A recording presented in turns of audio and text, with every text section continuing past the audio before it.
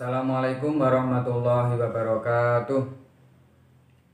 Alhamdulillahirrabbilalamin. Wa bihi nasta'in ala umuri dunya wa din. Wassalatu wassalamu ala asyrafil anbiya'i wal mursalin wa ala alihi wa sahbihi ajmain, amma ba'du. Bagaimana kabarnya hari ini anak-anak? Sehat ya?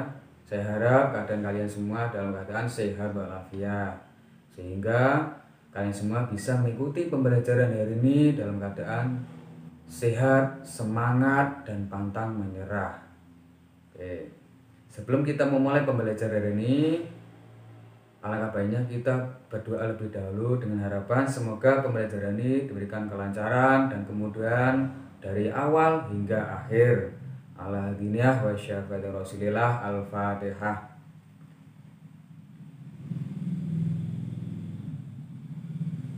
Berdoa selesai.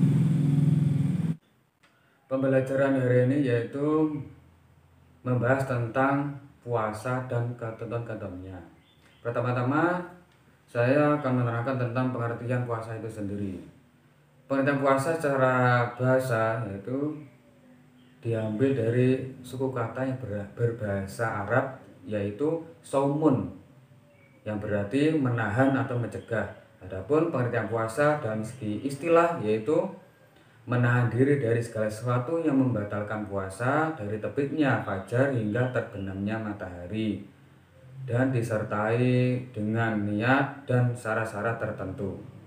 Mengenai pengertian dari puasa baik itu secara bahasa maupun istilah.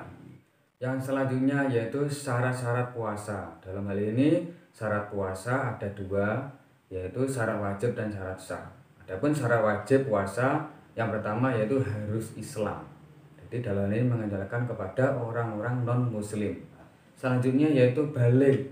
Adapun tanda-tandanya seorang itu dapat dikatakan balik, yang pertama yaitu sempurnanya umur 15 tahun, baik itu anak laki-laki maupun perempuan. Selanjutnya mengeluarkan sperma setelah umur 9 tahun. Dan selanjutnya menstruasi atau haid pada umur 9 tahun bagi seorang perempuan. Jadi mengenai tanda-tandanya balik. Selanjutnya mampu atau puasa untuk melakukan puasa.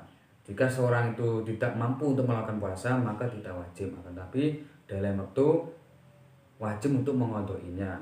Sebenarnya orang yang sakit, orang yang sangat tua itu jika sudah tidak mampu untuk melakukan puasa maka tidak wajib untuk melakukan puasa. Selanjutnya suci dari haid dan nifas khusus dari orang perempuan. Jadi orang perempuan harus suci dari haid dan nifas jika untuk melakukan puasa. Jika tidak suci maka boleh meninggalkan puasa, tapi dalam waktu harus mengodoinya. Selanjutnya menetap atau bermukim, yaitu jika seorang itu bepergian maka tidak wajib untuk berpuasa, tapi dalam waktu harus mengodoinya. Oke, selanjutnya yaitu syarat sah. Syarat sah yang pertama yaitu Islam, sebenarnya syarat wajib tersebut ya. Selanjutnya tamyiz, yaitu seorang anak-anak yang sudah membedakan antara perkara yang hak dan perkara yang batil. Selain itu juga atau seorang anak yang sudah mampu membedakan antara perkara yang benar dan perkara yang salah. Oke, itu mengenai tamyiz. Selanjutnya syarat sah selanjutnya yaitu bukan pada hari-hari yang diharamkan. Jadi dalam puasa jangan sampai di hari-hari yang diharamkan, sebenarnya 2 hari raya atau 3 hari tasyrik, kan hari-hari yang diharamkan untuk puasa, maka tidak boleh puasa pada hari-hari tersebut. Selanjutnya yaitu suci dari haid dan nifas, itu khusus untuk perempuan, sebenarnya syarat wajib tersebut. Oke. Selanjutnya yaitu rukun puasa. Rukun puasa yang ada 2, yaitu yang pertama ada niat. Dalam hal ini niat ada ketentuan-ketentuannya tersendiri. Yang pertama niat harus di dalam hati. Adapun niat yang dilafalkan maka itu mendapatkan nilai kesunahan, bukan wajib. Maka Yang wajib adalah di dalam hati, niatnya di dalam hati. Kalau kalian itu niat puasa melafalkannya tetapi di dalam hati tidak meniat, maka puasanya tidak sah. Selanjutnya harus tayin atau menentukan apakah ini puasa wajib, apakah ini puasa sunnah. Selain itu juga harus ditentukan apakah ini puasa Ramadan, apakah ini puasa Senin Kemis. Ini harus ditentukan. Oke, selanjutnya harus tabyin atau dimalamkan. Dalam artian niat puasa harus diantara terbenamnya matahari hingga waktu imsaknya sahur. Itu diantaranya itu untuk niat. Jika selain dari waktu tersebut maka puasanya tidak sah. Oke, selanjutnya yaitu hal-hal yang membatalkan puasa. Yang pertama yaitu makan dan minum dengan sengaja. Selanjutnya murtad atau keluar dari agama Islam. Hal ini juga membatalkan puasa karena dari segi syarat wajibnya puasa kan harus Islam. Nah, dalam puasa kok murtad, maka jelas hal tersebut membatalkan puasa. Selanjutnya yaitu bersetubuh atau melakukan hubungan suami istri pada siang hari atau pada saat puasa. Ini juga membatalkan puasa. Selanjutnya yaitu keluar darah haid dan nifas khusus bagi untuk perempuan. Selanjutnya itu keluarnya mani atau madhi dalam disengaja. Itu juga membatalkan puasa. Harus di garis bawah ya. Jika melakukan mani atau madhi itu disengaja seperti hendak onani, maka itu membatalkan puasa. Jika melakukan mani itu karena ihtilam atau bermimpi, maka itu tidak membatalkan puasa, tetapi diwajibkan bersegera untuk mandi besar. Oke, selanjutnya hilangnya akal. Ini juga tidak sesuai dengan syarat wajibnya tadi ya, karena syarat wajibnya itu harus sehat akalnya. Jika seorang dalam keadaan puasa kok hilang akalnya, baik itu karena meminum khamr maupun pingsan, itu maka membatalkan puasa. Oke, selanjutnya amalan sunnah pada waktu puasa.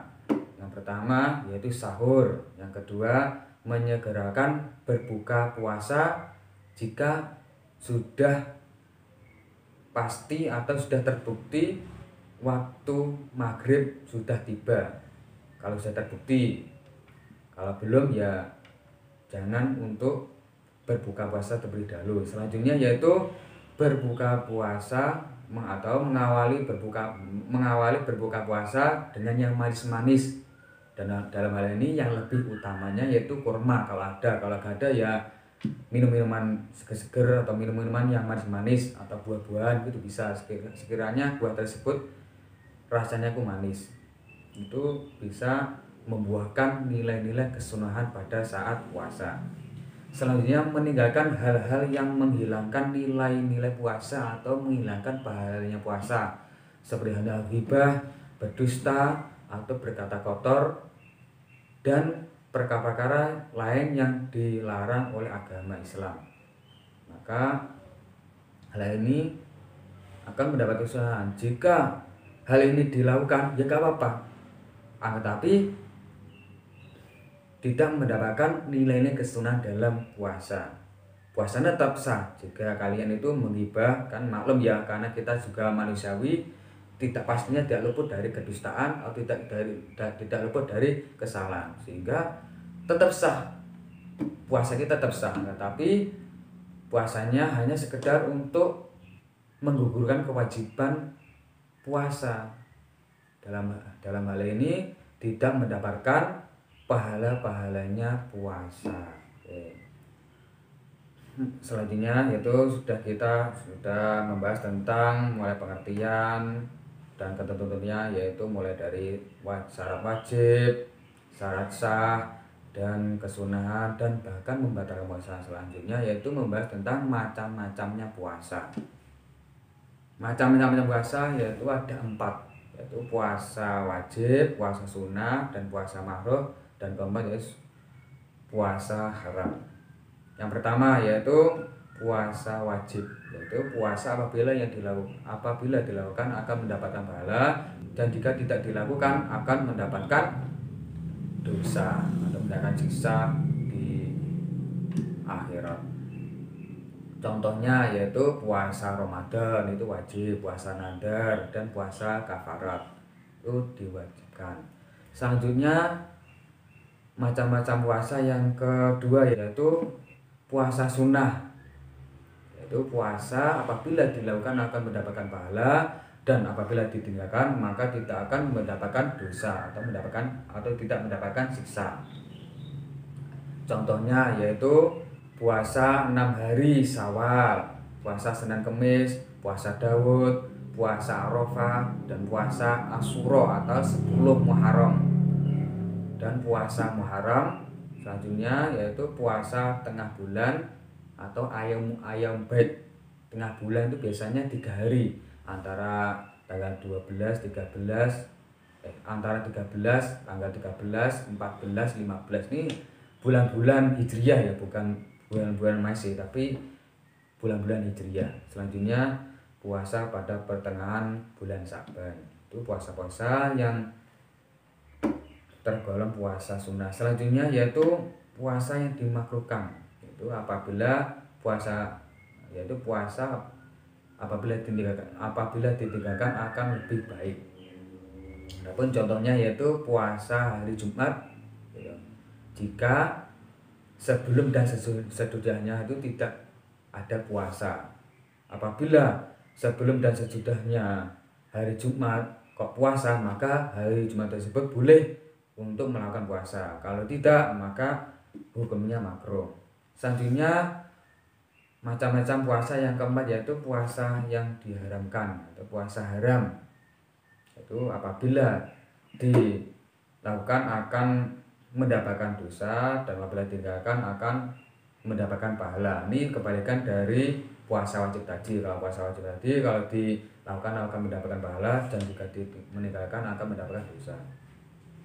Adapun contoh-contohnya yaitu puasa pada hari Idul Fitri, Idul Adha, hari Tasyrik, dan puasa pada hari Syak atau hari Kemamangan, dan puasa selama-lamanya atau selama hidup itu tidak boleh melakukan tersebut. Selanjutnya puasanya bagi orang-orang haid dan nifas itu haram hukumnya, karena tidak memenuhi syarat-syarat wajib atau syarat-syarat sahnya puasa. Oke, mungkin dari sini sudah paham ya anak-anak. Mungkin cukup sekian dari saya. Semoga pembelajaran hari ini membawakan hasil yang manfaat dan barokah. Mari kita tutup pembelajaran hari ini dengan bacaan Alhamdulillahirabbil alamin. Allahumma fi ila aqwamit thoriq. Assalamualaikum warahmatullahi wabarakatuh.